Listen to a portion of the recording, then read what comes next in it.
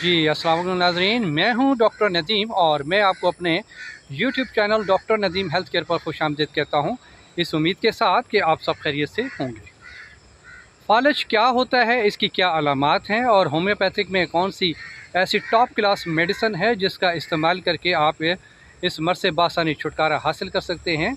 और इस वीडियो में मैं आपको एक नुस्खा शेयर करूँगा कि जिसका इस्तेमाल करके अगर खुदा न खास्ता ये अटैक होने वाला हो तो उससे रोका जा सकता है। तो फालज चाहे किसी भी किस्म का हो, जिस्म के किसी भी हिस्से में कोई फालज का अटैक हुआ हो, चाहे वो चेहरे पर हो, अगर खुदा न खास्ता चेहरे पर फालज का अटैक हो जाए तो चेहरा जो है वो दाएं या बाएं जानिब उसका मुंह जो है मुड़ जाता है और उसके मसल्स खिंच जाते हैं, जिसकी वजह से इंसान एक बेढंगा सा मालूम होता है और वो सही तरह बोल नहीं पाता, उसमें लुकनत आना शुरू हो जाती है और वो ऐसे अल्फाज बोलना शुरू कर देता है, यानी वो इस तरह के लैंग्वेज यूज़ करता है कि दूसरा उसको समझ नहीं पाता।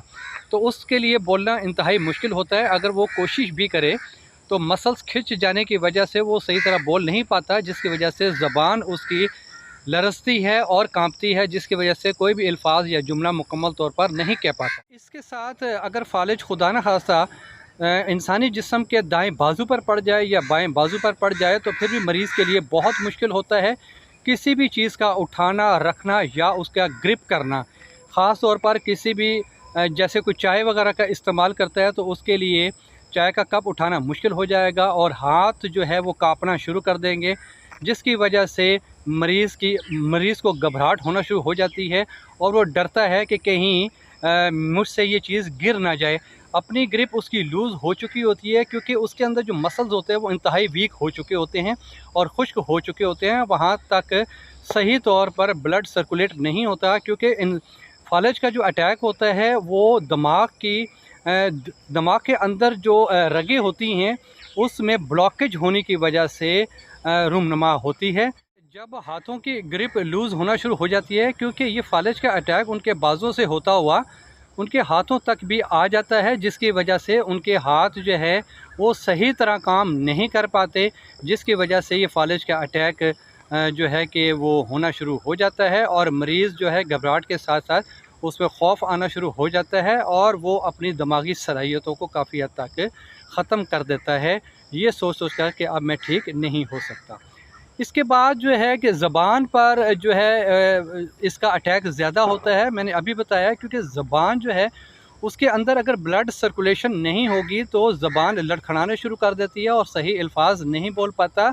दूसरों को समझाने में बड़ी दिक्कत महसूस होती है और मरीज़ को बड़ी शर्मिंदगी और घबराहट भी होती है क्योंकि वो अपनी सही बात जो उसके दिल और दिमाग में होती है वो दूसरों को समझा नहीं पाता या कह नहीं पाता, जिसकी वजह से उसको और घबराहट होती है और फालज के अटैक और ज़्यादा होने के चांस ज़्यादा होते हैं। जी, उसके बाद आप ये देखें कि बाज़ औक़ात इंसानी जिस्म की जो होती है ना टांगें, वो भी उन पे भी अटैक सीवियर किस्म का होता है, जिसकी वजह से मरीज़ का उठना बैठना बहुत मुश्किल होता है, सहारे की ज़रूरत होती है। अक्सर आपने देखा होगा मरीज़ को वो अपने कोई चेयर्स होती है उसको लेकर चलते हैं, व्हील चेयर के सहारे चल रहे होते हैं क्योंकि उनमें जो है सर्कुलेशन ऑफ ब्लड, यानी उनकी टांगों में सर्कुलेशन ऑफ ब्लड बहुत माइनर किस्म की हो रही होती है, जिसकी वजह से उनका चलना फिरना उठना बैठना बहुत दोबर हो जाता है और वो एक दूसरे के मोहताज हो जाते हैं। और इसके साथ जो है क्योंकि ब्लड सर्कुलेशन की रुकावट की वजह से फालज का अटैक होता है। ये फालज का अटैक किसी भी वक्त और किसी भी इंसानी जिस्म के हिस्से पर हो सकता है।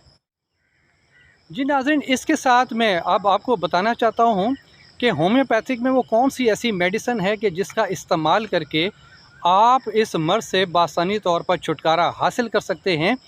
वो है कास्टिकम, जैसा कि आप देख रहे हैं स्क्रीन पर। जी हाँ, वो है कास्टिकम, यानी कास्टिकम ड्रॉप्स हैं। ये 200 में आप लें। 200 ड्रॉप्स लेकर सुबह दोपहर शाम, सुबह नाश्ते से पहले, दोपहर खाने से पहले और रात खाने से पहले इस्तेमाल करें। इंशाअल्लाह ताला इससे बहुत अफाका होगा। जी नाज़रीन, मैं अब आपको बताना चाहता हूँ कि जैसे कि मैंने वीडियो में बताया था स्टार्टिंग में कि एक ऐसा नुस्खा आपसे शेयर करूँगा। अगर खुदा न खास्ता आपको फालिज हो चुका है या फालिज का अटैक होने वाला है, दोनों सूरतों में आप उससे बासानी तौर पर बच सकते हैं। तो आप सबसे पहले सूंड लें, खुश्क सूंड लेकर उसको पीस लें। इसी तरह ब्लैक मिर्च ले लें और इसके साथ अजवाइन ले लें। अजवाइन के साथ आपने शहद लेना है। इसको मिक्स करके इसका पेस्ट बना लें। जहाँ कहीं फालिज का अटैक हुआ है आप इसको वहाँ मुतासरा हिस्से पर इस्तेमाल करें और इस्तेमाल करने के बाद यानी तकरीबन आप इसको 20 से 22 दिन इस्तेमाल करें इंशाअल्लाह ताला। वहाँ क्योंकि फालिज से रगें जो हैं वो खुश्क हो जाती हैं, उसमें सर्कुलेशन ब्लड जो है वो काफ़ी हद तक रुक जाता है, जिसकी वजह से फालिज का अटैक या वो जो मूवमेंट है वो ख़त्म हो जाती है या बहुत माइनर हो जाती है। तो ये नुस्खा इंशाअल्लाह आपकी खुश्की और ब्लड सर्कुलेशन को बराबर करेगा। जी नाज़रीन, अगर आपको मेरी वीडियो अच्छी लगी है तो मेरी इस वीडियो को लाइक करें और मेरे इस चैनल को सब्सक्राइब करें, अपने दोस्तों को शेयर करें। इंशाअल्लाह एक नई वीडियो के साथ मैं दोबारा हाज़िर हूँगा। जब तक के लिए मुझे इजाज़त दीजिए। अल्लाह हाफ़िज़।